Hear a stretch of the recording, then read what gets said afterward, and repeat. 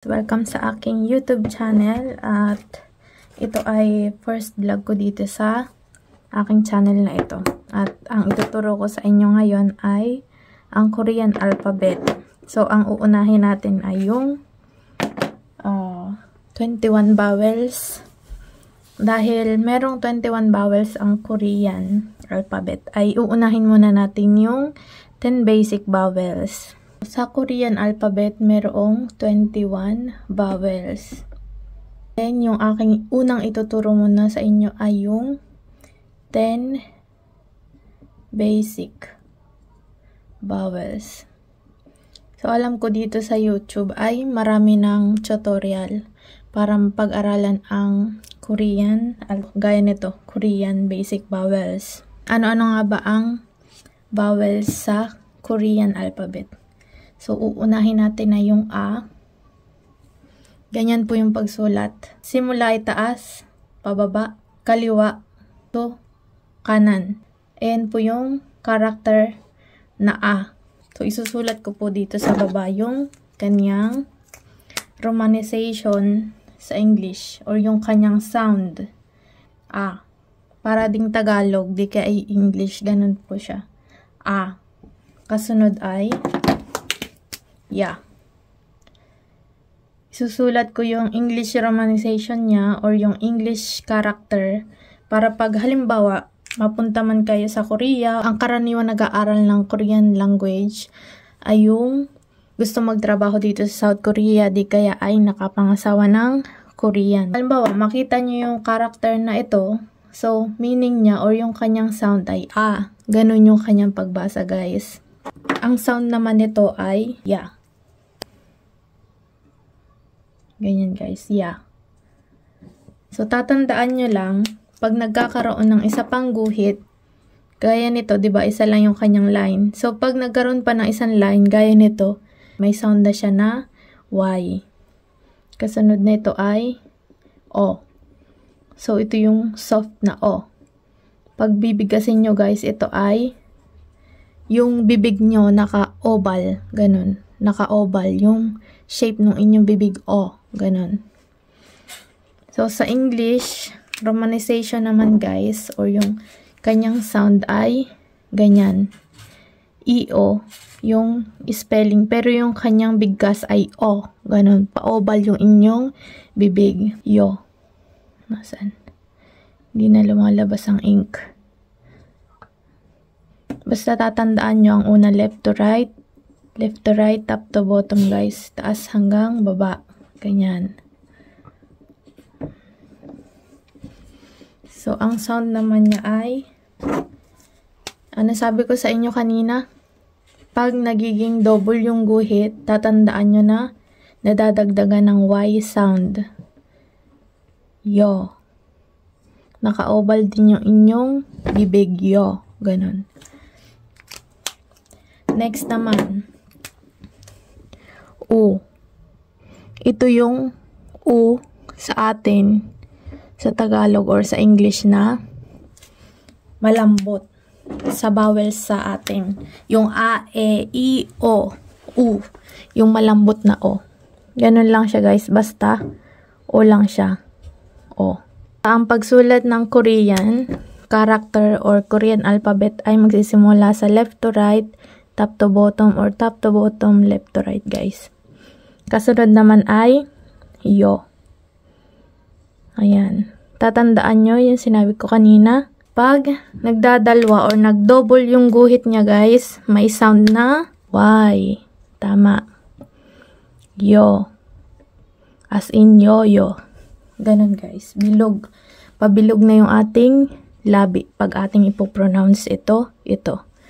Ayan. Dahil siya ay malambot na O. Next. Dahil merong malambot, meron ding matigas, guys. Ang tatandaan nyo, pag matigas na U ay nasa ibaba naman yung guhit pag matigas. Yung kanyang romanization, guys, or yung kanyang sound. U. Ganyan. Pag ipopronounce nyo, guys, nakanguso kay U. Next. U. Ayan. U. Sabi ko kanina, pag naging dalawa yung guhit, may Y na sound. So, U. Yan. Y at saka U. U. Ayan po yung kanyang sound. Meron pang dalawa. Ito naman yung sound. Magkadikit yung taas at baba nyong ngipin. Tapos magkakaroon kayo ng sound na Para kayo nandidiri kaya, para madali nyong matandaan. Magkadikit yung taas at baba nyong ngipin, tapos parang magsasalita kayo ng ganun. Na paire, ganun, paire. Or nandidiri kayo, So, ang kanyang English or romanization sound ay I at saka U. Ang basa po dito ay hindi EU ha. Po siya, Next naman ay yung I. Ito po yung Korean character na I sound or yung sa A, E, I, O, U natin, dun sa ating 5 vowels sa English or Tagalog ay meron po yung I na matigas. Ayan. Para madali nyo pong tandaan, basahin nyo po yan na isa-isa. Next na basa nyo ay tigda-dalawa na. Gaya nito. Uunahin natin. A, ya, o, yo, u, yu, I. Inisa-isa natin yung basa. Sa next nyo naman na technique, pagbabasahin nyo para mabilis yung matandaan, ay dalawa-dalawa. Aya, oyo, uyu, I. Ganun guys, para mabilis matandaan itong Korean character.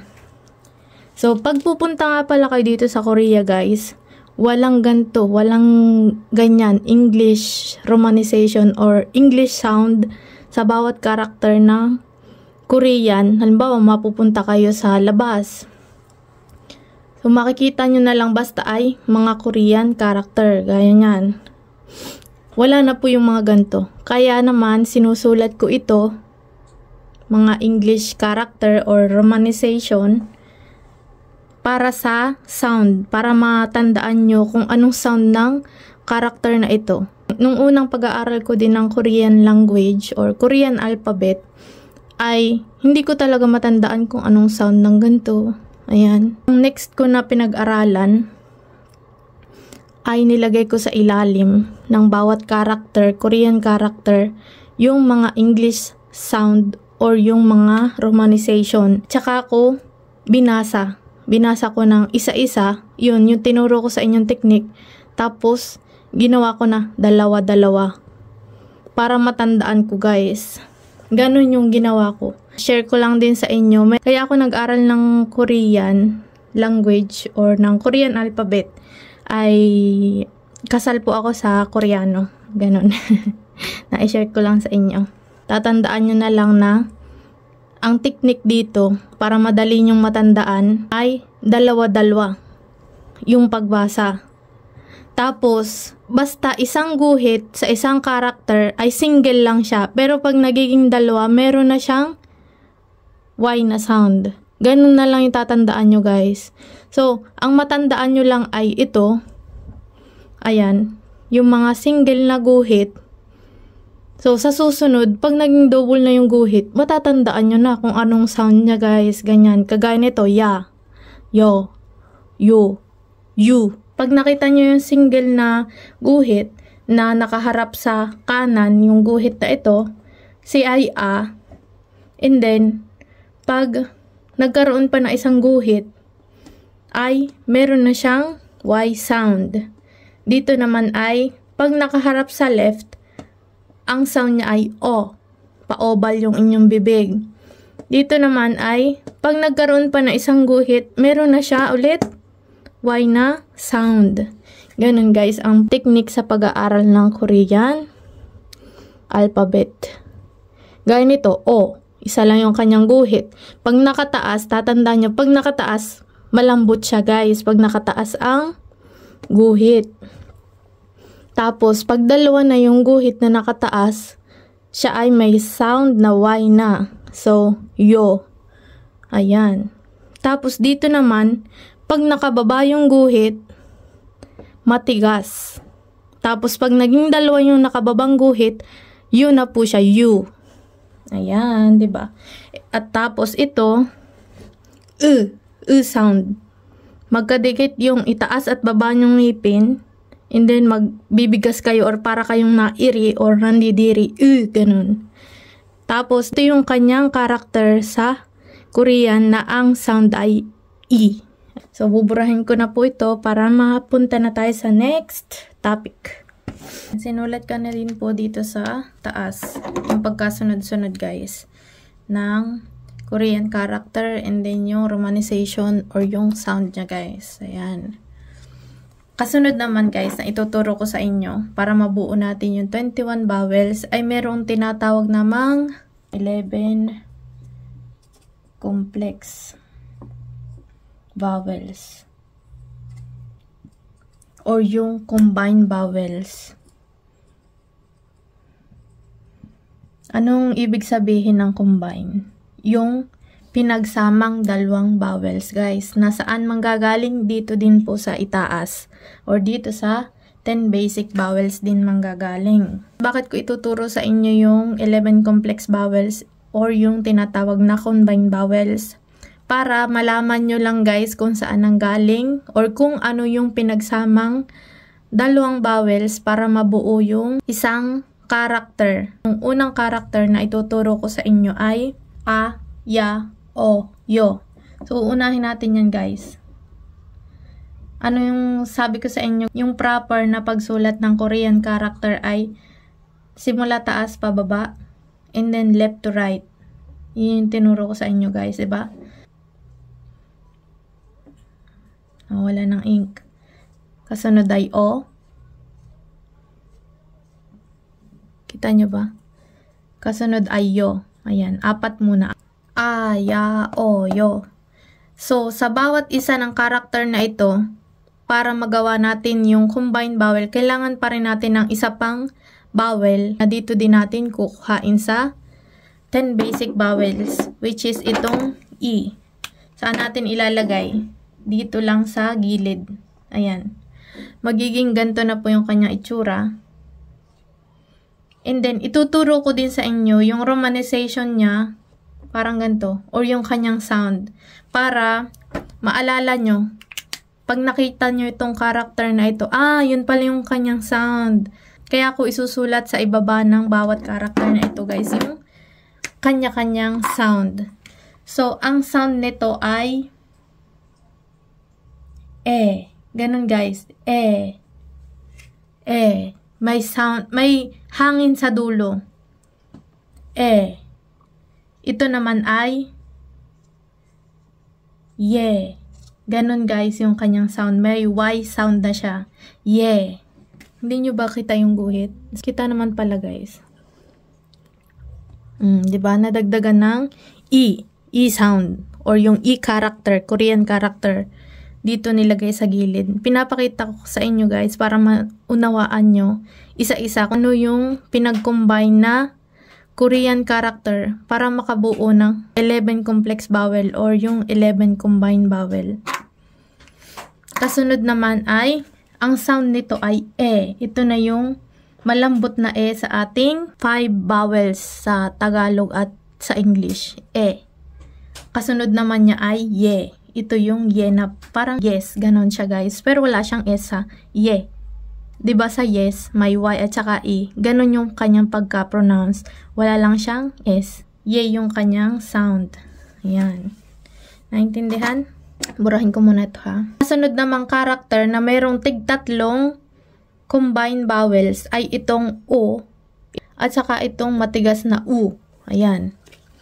Yan yung mayroong tig-tatlo na combined vowels guys. Dito sa O, meron na 3 combined vowels. 3 kaagad siya guys. Sa isang character, meron kaagad na 3 combined vowels. So, ano-ano yung idadagdag natin dito sa O? Para magkaroon tayo ng 3 combined vowel. Ang ating idadagdag dito ay O plus A. Ayan. Uunahin natin ay itong O dahil ito yung ating dadagdagan ng A. Kaya ito yung mauunang isulat. Tapos A. Ayan. Ganito na po yung magiging itsura niya guys.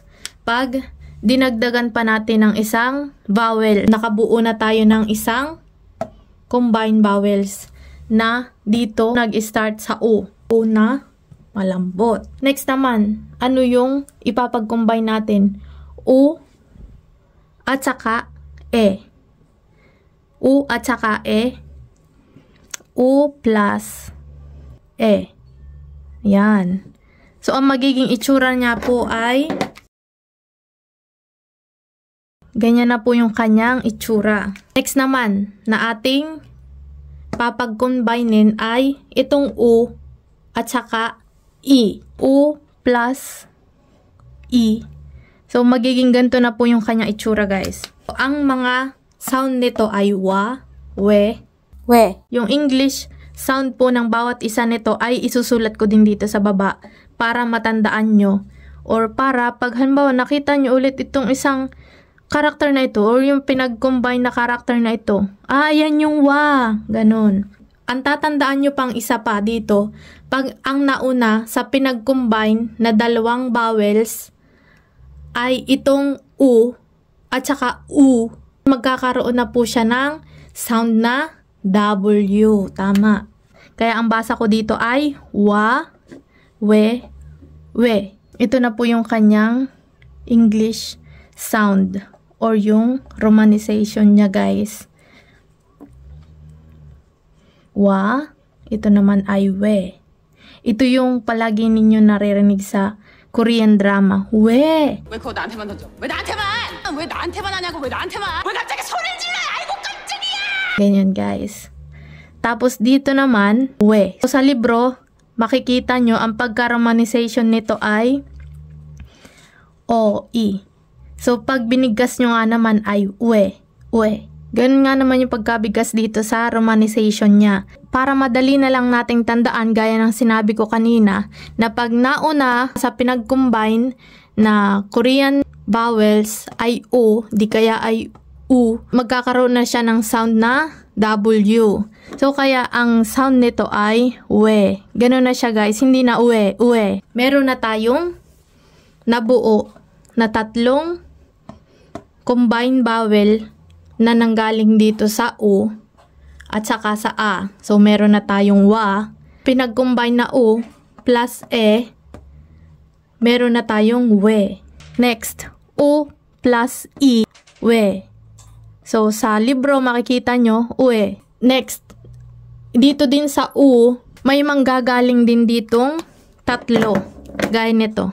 Tig-tatlo silang dalawa. Tatandaan natin, pag nakataas yung guhit, malambot siya. Pag nakababa, matigas. Ano yung papag-combine natin? U plus O.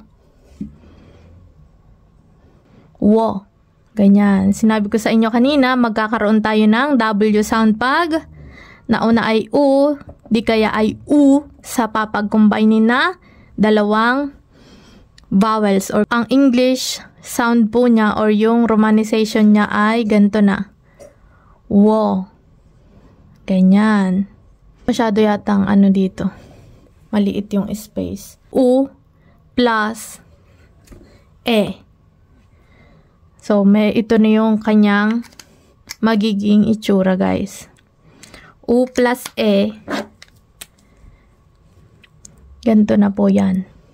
We. So, magkapareho po sila or similar sila ng sound, pero magkaiba po sila ng character. Ganun po ang Korean alphabet. Hindi naman mahalaga sa Korean ang English na ganito, romanization. Sa kanila, guys, ang tatandaan nyo lang kung paano basahin yung mga character ng bawat isang ito. Ganun po yung mahalaga dito sa South Korea. Ito po yung kanyang romanization, we. Di ba makikita nyo? Magkaparehas sila. Ito yung sa libro, pero yung sound niya magkapareho or similar ng sound, pero yung character magkaiba po. Next naman, ano yung ating papagsamahin? U plus E. So, U. Una nating isusulat ay ito dahil dito manggagaling. So, U tapos E. Nilalagay po siya sa tabi. Ayan, gaya nito. Yung dinadagdag natin, sa gilid siya mapapapunta. Basa po dito ay we.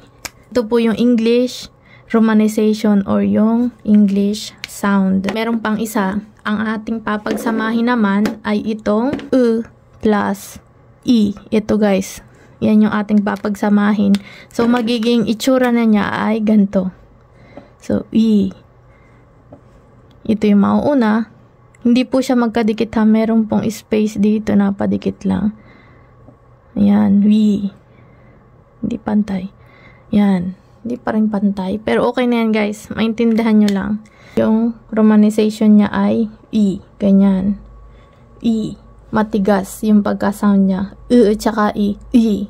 Meron na tayong 21 vowels. So, ito ay 10 na kaagad. Tapos, ito ay bibilangan natin 11, 12, 13, 14, 15, 16, 17, 18, 19, 20, 21. O, di ba? Nakabuo na tayo ng 21 vowels. At saan nanggaling ang 11 complex vowels? Dito din sa basic vowels. Ganyan po guys ang pag-aaral ng Korean. Kailangan isa-isahin or himut-mutin para matandaan nyo guys kung saan nanggaling itong combined vowels or itong complex vowels. Dito sa aya o yo, dinagdagan ng e, kaya meron na tayong sound na ye, ye. Dito naman sa o, meron ditong manggagaling na tatlong character, which is pinagsama na u plus a, wa. Basta tatandaan po natin ay ano, pag nauna sa pinag-combine na vowel sa itong u, di kaya ay u, ang magiging sound po niya ay w. So, u plus a, wa, u plus e, we, u plus i, we sa libro, we. Tapos, para na lang madali nating matandaan, we na lang siya guys. Magsasound talaga na w yan. So, similar sila ng sound, pero magkaiba ang character. Next, dito naman sa u. Ayan, u, matigas na u. Sa a, e, i, o, u. U plus o. So, meron tayong sound na wo. Ito po yung Korean character na wo. Next, u plus e, we. Ito yung sinasabi ko sa inyo na magkapareho sila ng sound or similar ng sound pero magkaiba ang character. Korean character. Next, u plus e, we. Next, u plus e, we. Yan. Mahaba na ang video na ito. Sa next topic naman natin ay yung 14 basic consonant. Meron ding 14 basic consonant and then meron ding 5 double consonant sa Korean alphabet. Turo ko din sa inyo next topic natin kung paano mabilis matandaan yung Korean consonant. Aking isusulat ng maayos para matandaan nyo dahil pag ganito naman baka maliyo kayo guys. Isusulat ko din siya ng gantong pagkasunod-sunod na mayroon ding romanization or English sound. Ayan na po yung ating 11 complex vowels. Eye, wa, we, wo, we, wi. Aya, oyo, uyo, uyu, ui. At yung 11 complex vowels na eye, wa, we, wo, we, wi. Yan. So, sana po ay natutunan nyo itong 21 vowels dito sa aking first tutorial dito sa aking YouTube channel. So, thank you for watching. Hanggang dito na lang po yung aking vlog.